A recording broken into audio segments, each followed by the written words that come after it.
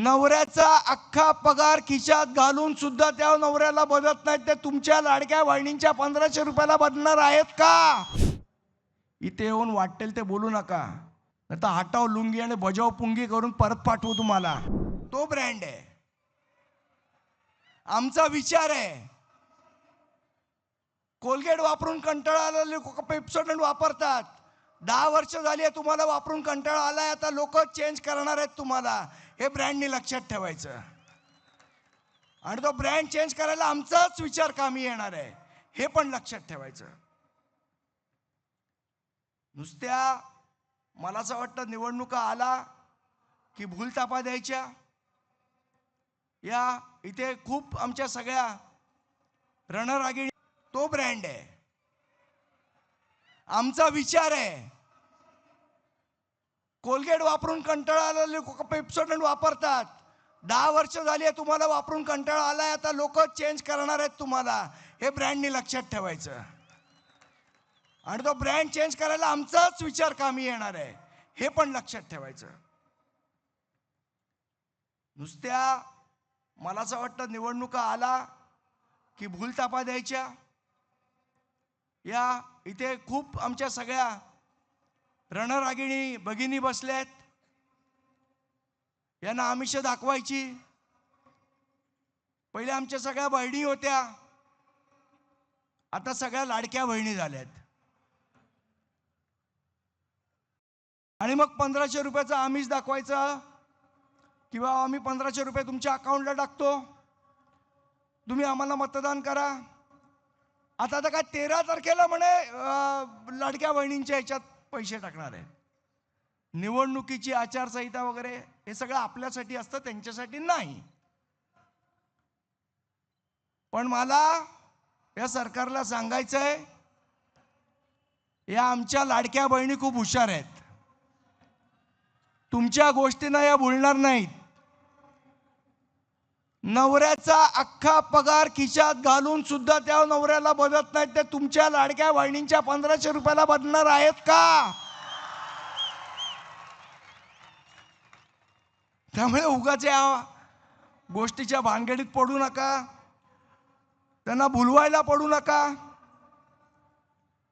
आणि सारखं आपलं एकच, मग ते भाजपवाले असतील ना तर सेनेवाले असतील, ते शिंदे सेनेवाले असतील. ठाकरे काय मराठीसाठी नाही आले, फक्त सत्तेसाठी आले, एकत्र सत्तेसाठी आलेत, मराठीसाठी नाही आलेत. मग माझा यांना प्रश्न आहे की भाजप, शिंदे शिवसेना आणि राष्ट्रवादी अजित पवार साहेबांची, तुम्ही तिघं एकत्र गोट्या खेळायला आलात का विटीदांडू खेळायला आलात?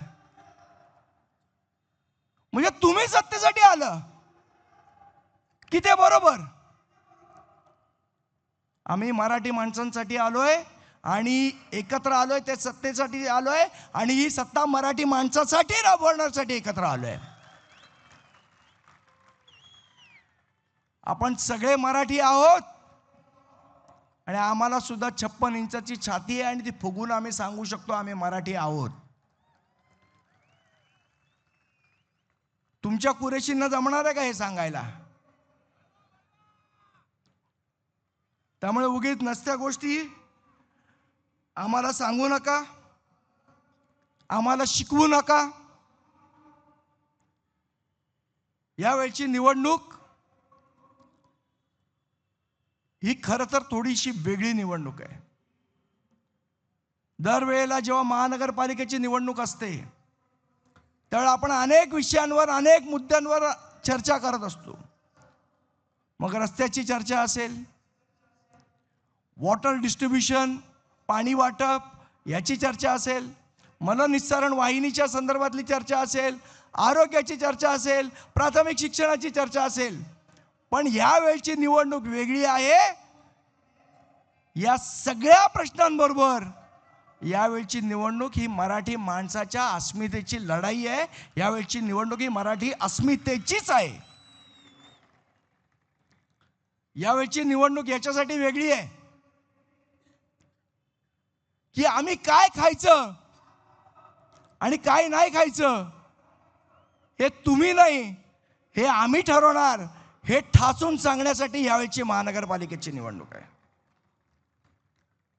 या मुंबईमध्ये मराठी माणसाचीच दादागिरी चालणार हे ठासून सांगण्यासाठी यावेळची महानगरपालिकेची निवडणूक आहे.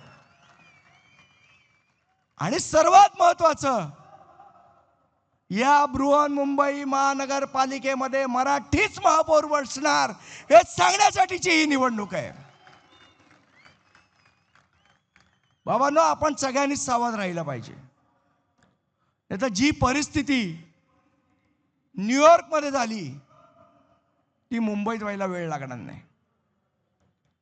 आज न्यूयॉर्कची परिस्थिती वेगळ्या पद्धतीने भारतीय जनता पक्ष दाखवतोय. काय दाखवतोय की म्हणे न्यूयॉर्कचा महापौर मुसलमान झाला.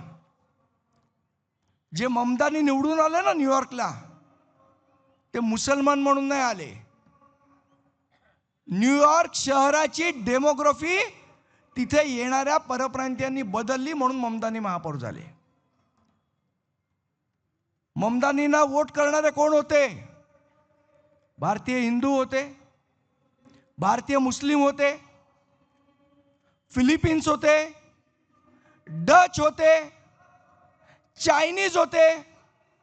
हे सगळे परप्रांतीय एवढ्या प्रमाणात न्यूयॉर्क शहरात घुसले की तिथे जे ओरिजिनल न्यूयॉर्कवासी आहेत त्यांना स्वतःचा महापौर करता आला नाही आणि सगळ्या परप्रांतीयांनी मिळून तिथे ममतानींना महापौर केलं.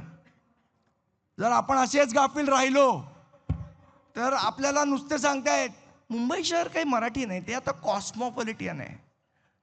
उद्या हीच परिस्थिती मुंबई शहरावर ओढवल्याशिवाय राहणार नाही. काल परवा ते अण्णा मलई लुंगी डान्स करत मुंबईत आलेले. त्या लुंगी डान्सवाल्यांनी काय सांगितलं, मुंबई महाराष्ट्राची नाही, मुंबई म्हणे आंतरराष्ट्रीय सिटी आहे, महाराष्ट्राची काही संबंध नाही. मला त्या लुंगी डान्सवाल्यांना सांगायचं आहे, इथे येऊन वाटेल ते बोलू नका, नाही तर हटाव लुंगी आणि बजाव पुंगी करून परत पाठवू तुम्हाला. इथे येऊन शहाणपणा नाही शिकवायचा आम्हाला. तुमच्या चेन्नईत बोलाल का हे? मराठी माणसाला गृहीत धरण्याचा प्रयत्न हा कोणीही करू नये. आज ही महानगरपालिकेची निवडणूक लढवत असताना मराठी अस्मितेचा विषय तर आहेच, पण गेल्या 3 वर्षात ज्या पद्धतीने या बृहन्मुंबई महानगरपालिकेमधले नगरसेवक नसल्यामुळे ज्या पद्धतीचं ओरबाडणं चालू आहे त्याचं उत्तर आपल्याला मताद्वारे ह्या गोष्टीमध्ये द्यायचं आहे, या महानगरपालिकेच्या निवडणुकीत द्यायचं आहे. आज माझी सन्माननीय राजसाहेब आणि सन्माननीय उद्धवसाहेब दोघांना विनंती आहे. मी महानगरपालिकेत 2012 ते 2017 नगरसेवक म्हणून काम केलंय. साहेब, आज महानगरपालिकेची अत्यंत दयनीय अवस्था आहे. आज नुसतं कंत्राटी कामगारांनी महानगरपालिका भरत चाललेले आहेत. माझी विनंती आहे, जर तुम्ही सत्ता आल्यानंतर जर एक निर्णय घेतलात तर आमच्या महाराष्ट्रातल्या मुंबईमधल्या जवळजवळ 1.5 लाख लोकांना महानगरपालिकेत रोजगार मिळू शकतो आणि ते तुम्ही देऊ शकता. आणि याची आकडेवारी आहे.